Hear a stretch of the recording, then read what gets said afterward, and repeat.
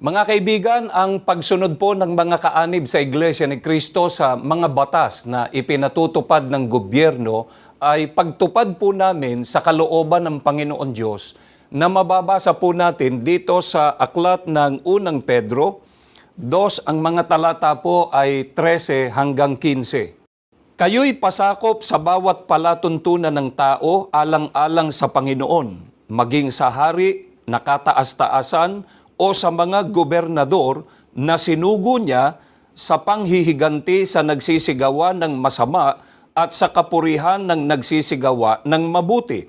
sapagkat siyang kalooban ng Diyos na dahil sa paggawa ng mabuti ay inyong mapatahimik ang kamangmangan ng mga taong palalo. Mga kaibigan, itinuro po ni Apostol Pedro sa mga Kristiyano o sa mga kaanib sa Iglesia ni Cristo